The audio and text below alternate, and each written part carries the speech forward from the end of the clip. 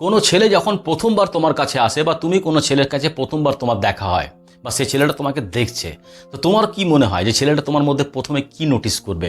সে তোমার লুকস দেখবে, তোমার হেয়ার স্টাইল দেখবে, তোমার মেকআপ দেখবে, না তোমার আউটফিট দেখবে? তুমি হয়তো ভাবছো যে এটা কীরকম প্রশ্ন, এটা তো ন্যাচারালি আছে, এটা তো ওপেন, এটা তো জানাই যায় যে কি দেখতে পারে সে। তোমাকে একটা কথা বলি, দেখো ছেলেরা সেই সমস্ত জিনিসগুলোকেও নোটিস করে যে সমস্ত জিনিসগুলোর ব্যাপারে তুমি হয়তো নিজেই জানো না। আর সবচেয়ে ইন্টারেস্টিং ব্যাপারটা কি জানো তো, যে এই সমস্ত জিনিসগুলোর মধ্যে এমন অনেক জিনিস আছে যেগুলো তুমি জেনে বুঝে করছো না, কিন্তু তবুও ছেলেগুলো কিন্তু সেই জিনিসটাকে নোটিস করে। আর আজকের এই ভিডিওতে তোমাদেরকে 5টা এমন জিনিসের ব্যাপারে বলবো।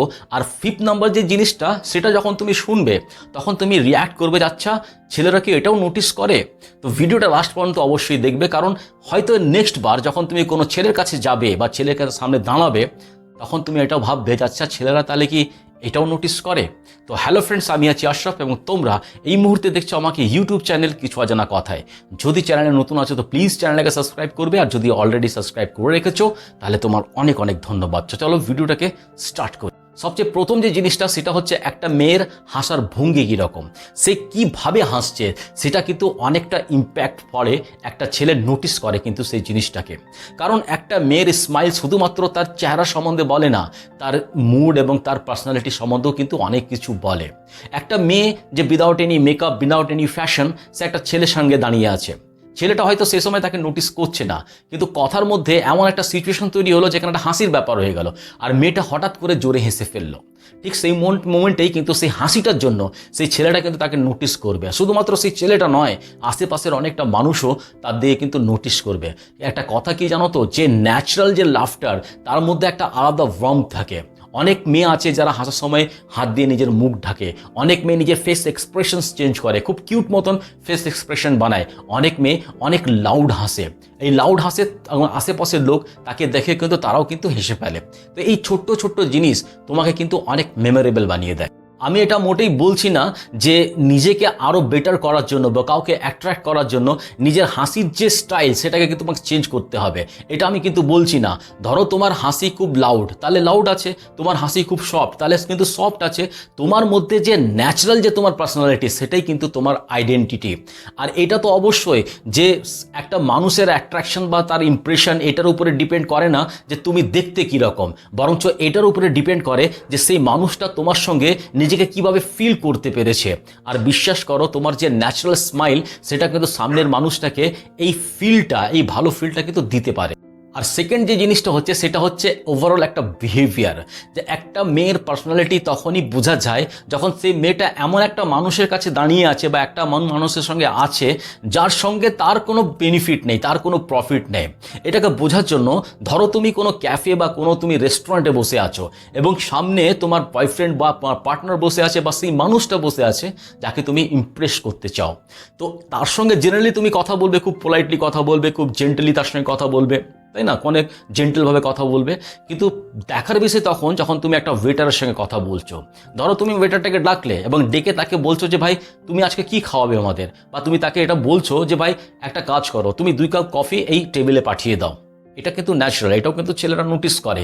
আর যদি তুমি তার সঙ্গে আননেসেসারি রুড বিহেভ করছো, তাহলে কিন্তু সেটাও কিন্তু নোটিস হতে পারে। অ্যাকচুয়ালি তোমার বিহেভিয়ার কিন্তু অনেক কিছু রিভিল করে। তুমি নিজের বাড়িতে নিজের প্যারেন্টসের সঙ্গে কীভাবে কথা বলো, তুমি বন্ধু বান্ধবের সঙ্গে কীভাবে কথা বলো, তুমি কোনো স্ট্রেঞ্জারের সঙ্গে তোমার বিহেভিয়ার কেমন থাকে, বা তুমি একটা নতুন একটা অ্যানিমালসকে দেখে তোমার রিয়াকশন কেমন হয়। তো এই সমস্ত ছোট্ট ছোট্ট জিনিসগুলো অনেক কিছু তোমার বিহেভিয়ার কিন্তু বলে দেয়। তোমার গুড লুকস প্রথমবার কোনো মানুষকে তোমার দিকে অ্যাট্রাক্ট করতে পারে, কিন্তু এই অ্যাট্রাকশনটা কত দিন পর্যন্ত থাকবে, কত লং টার্ম চলবে, এটা কিন্তু ডিসাইড করে তোমার বিহেভিয়ার। তো সুতরাং তুমি যদি চাইছো যে মানুষ তোমাকে শুধুমাত্র গুড লুকিংয়ের জন্য নয়, তোমার পার্সোনালিটির জন্য তোমাকে লং টার্মস মনে রাখুক, তাহলে খুব প্রয়োজন আছে তোমাকে নিজের বিহেভিয়ার উপরে কাজ করতে হবে। পোলাইট হও, রেসপেক্টের সঙ্গে কথা বলো, আর কোনো মানুষকে তার পজিশন ওয়াইজ নয়, সে একটা মানুষ সেইভাবে কিন্তু তার সঙ্গে ট্রিট করতে হবে। আর সবসময় মনে রাখবে, কাইন্ডনেস কোনোদিন আউট অফ ফ্যাশন হতে পারে না বা আউট অফ ফ্যাশন হয় না। আজ থেকে 100 বছর আগেও কিন্তু মানুষ কাইন্ডনেসকে রেসপেক্ট করত, আর আজকেও মানুষ কিন্তু কাইন্ডনেসকে রেসপেক্ট করে, আর আজ থেকে 100 বছর পরও কিন্তু মানুষ কাইন্ডনেসকে রেসপেক্ট করবে। হ্যাঁ, এটা আলাদা কথা যে 100 বছর পর এই পৃথিবীটা থাকবে কি থাকবে না সেটা আমরা জানি না। তার একটা সবচেয়ে বড় কারণ হচ্ছে যে যেইভাবে আমরা সমগ্র পৃথিবীকে, এই গ্লোবালটাকে যেভাবে আমরা, এনভায়রনমেন্টকে যেভাবে আমরা নষ্ট করছি, যেভাবে আমরা ওয়াটার নষ্ট করছি, ওয়াটারকে ওয়েস্টেজ করছি, যেভাবে আমরা দিনের পর দিন গাছপালা কাটছি, এতে হয়তো নেক্সট জেনারেশনটাকে আমরা এই পৃথিবীটাকে একটা উপহার হিসাবে দিয়ে যেতে পারবো না। তো যদি আমরা চাই যে আমাদের নেক্সট জেনারেশনসকে এই পৃথিবীটাকে উপহার দিতে, তাহলে কিন্তু খুব প্রয়োজন আছে আমাদের জন্য যে আমরা ওয়াটারকে সেভ করি। আমরা অন্তত জীবনে একটা গাছ নিজের নামে লাগিয়ে যাই। হয়তো সেই গাছটা আমাদের নেক্সট জেনারেশন দেখে এটা বুঝতে পারবে যে আমাদের যে ফোরফাদাররা রয়েছেন তারা নিজের এই পৃথিবীটাকে বাঁচানোর জন্য একটা কন্ট্রিবিউশন এই গাছ রূপে দিয়ে গেছেন। তো এই জন্য ওয়াটারকে সেভ করতে হবে এবং নিজের জীবন অন্তত একটা গাছ নিজের নামে আমাদেরকে লাগাতে হবে। যাক, এটা তো একটা অন্য টপিক। বক্তব্য এটাই যে আমাদের যে কাইন্ডনেস সেটা কিন্তু সারা জীবন কিন্তু আউট অফ ফ্যাশন হতে পারবে না। আর থার্ড যে জিনিসটা হচ্ছে সেটা হচ্ছে ফ্রেগনেন্স। আর ফ্রেগনেন্স মানে এটা নয় যে আমাকে খুব সুন্দর স্মেল করতে হবে বলে আমাকে খুব এক্সপেন্সিভ পারফিউম ইউজ করতে হবে। অনেক সময় এটা দেখা গেছে যে খুব স্ট্রং পারফিউম থেকে বেশি একটা সাটল, একটা ক্লিন এবং একটা অনেক জেন্টল পারফিউম কিন্তু অনেক বেশি নোটিস হয়। ধরো একটা মানুষ তোমার সামনে আছে, তার সঙ্গে তুমি কথা বলছো, আর তুমি সেই মানুষের কাছ থেকে খুব একটা সুন্দর স্মেল পাচ্ছ। তুমি যেটা জানো না যে সেই মানুষটা কি ধরনের পারফিউম ইউজ করেছে, কিন্তু 1 সপ্তাহ পর, 10 দিন পর তুমি যদি সেই স্মেলটাও যদি অন্য কোনো জায়গা থেকে পাও, তাহলে কিন্তু তোমার মাইন্ড হঠাৎ করে ট্রিগার হবে সেই মানুষটা। তখন তোমাকে মনে হবে যে আরে এই স্মেলটা সেই মানুষের কাছ থেকেও কিন্তু আমরা পাচ্ছিলাম। কারণ হচ্ছে যে আমাদের স্মেল এবং আমাদের মেমোরির মধ্যে একটা খুব স্ট্রং বন্ডিং আছে। তো এই জন্যই বলা হয় যে তোমার পার্টিকুলার একটা পারফিউম তোমার কিন্তু নিজস্ব একটা ব্র্যান্ড, নিজস্ব একটা আইডেন্টিটি হতে পারে।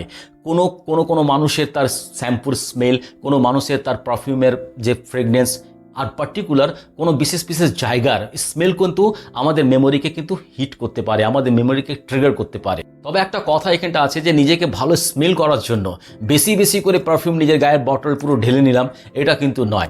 দেখো, তোমাকে শুধুমাত্র এটা নোটিস করতে হবে, এটা খেয়াল রাখতে হবে যে তোমার সামনে যে মানুষটা বসে আছে সে এটা ফিল করতে পারে যে তুমি ফ্রেশ এবং তুমি জেন্টাল স্মেল করছো, বাস যথেষ্ট। আর ফোর্থ যে জিনিসটা হচ্ছে সেটা হচ্ছে জেস্টার। তুমি কাউর সঙ্গে কথা বলার সময় ছোট্ট জেস্টারগুলো কি করো? যেরকম নিজের চুলটাকে বারবার নিজের কানের পিছনে নিয়ে যাওয়া, বা কোনো কিছু চিন্তা করার সময় তুমি হঠাৎ করে হেসে দেওয়া, বা কারোর সঙ্গে কোনো কথা বলতে গিয়ে হঠাৎ করে কোনো বিশেষ কথা পেলে চোখগুলো বড় করে দেওয়া, বা কারো মানুষের সঙ্গে কথা বলে একদম পারফেক্ট তাকে একটা রিয়াকশন দেওয়া।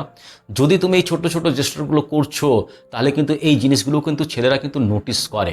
কিন্তু এখানে একটা মিসআন্ডারস্ট্যান্ডিং আছে, বা অনেক ভিডিও তুমি এরকম পাবে যেখানে এটা বলা হয় যে মেয়েরা যদি বারবার নিজের চুলটাকে নিজের কানের পিছনে নিয়ে যাচ্ছে, তার মানে সেই ছেলেটাকে ভালোবাসে বা পছন্দ করে।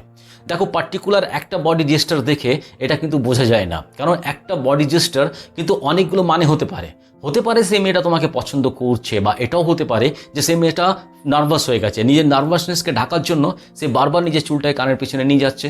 বা অনেক সময় এটাও হয় যে তার চুলটা তার বারবার তার মুখের উপরে পড়ছে বলে সেই চুলটাকে পিছনে নিয়ে যাচ্ছে।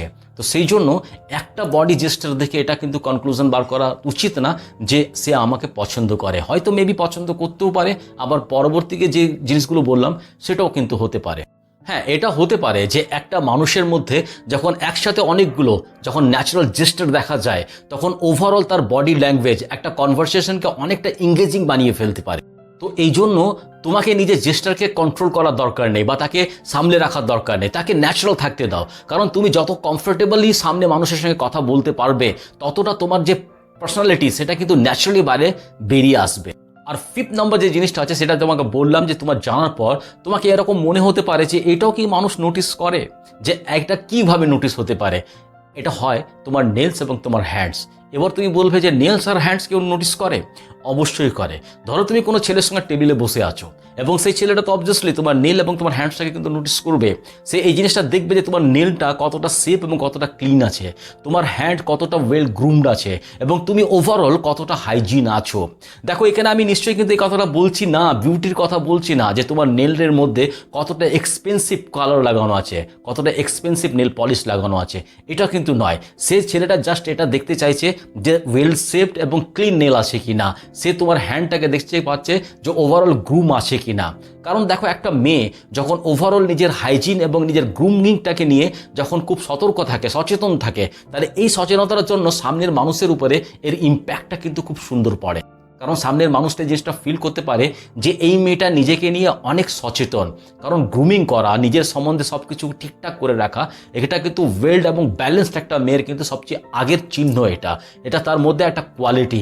তো এই কোয়ালিটিটা ওভারঅল কিন্তু সামনের মানুষের উপরে ইম্প্যাক্ট ফেলে। আর এটা শুধুমাত্র একটা মেয়ের জন্য প্রযোজ্য নয়, কিন্তু এটা ছেলেদের জন্য কিন্তু প্রযোজ্য। ছেলেরা যদি একটু ম্যাসি এবং আনহাইজিনিক থাকে, তবে কিন্তু মেয়েরাও কিন্তু এই জিনিসটাকে নোটিশ করে।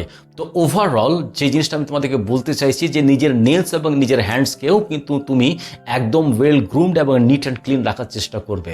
নিশ্চয়ই তোমার নেলসের মধ্যে যদি একটুখানি নোংরা থাকে, তাহলে কিন্তু এটাও দেখতে কিন্তু প্রচণ্ড দৃষ্টিকটু লাগে। আর এই জিনিসটাকে ছেলেরা কিন্তু নোটিশ করে। তো এই 5টা ছোট্ট ছোট্ট জিনিস যেটা ছেলেরা খুব তাড়াতাড়ি কিন্তু নোটিস করতে পারে। আর ওভারঅল এই ভিডিওর মধ্যে একটা জিনিস তোমাদের কাছে ক্লিয়ার করতে চাই, যে অ্যাট্রাকটিভ মানে এটা নয় যে তুমি পারফেক্ট থাকবে।